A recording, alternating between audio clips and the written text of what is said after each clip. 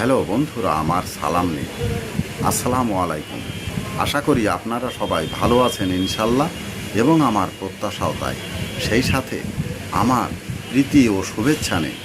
আজ এ পর্যায়ে যে বিষয়ে কথা বলবো তা হচ্ছে, কোনো কাজের শুরুর আগে চিন্তা করে নেওয়া উচিত।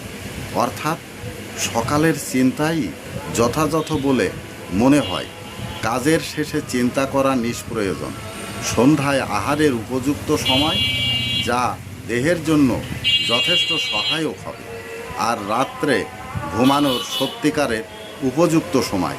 তাই বলা যেতে পারে, সকালে চিন্তা করুন, সন্ধ্যায় আহার করুন এবং রাত্রে ঘুমান। এ পর্যায়ে এখানেই রাখছি। ততক্ষণ পর্যন্ত সবাই ভালো থাকুন, সুস্থ থাকুন এবং নিরাপদে থাকুন। শুভ কামনা নিরন্তর সবার জন্য সবসময়। ধন্যবাদ ফেসবুক মেটা, ধন্যবাদ সকল বন্ধু সহ সবাইকে। আবার দেখা হবে অন্য কোনো ভিডিওতে। আল্লাহ হাফেজ।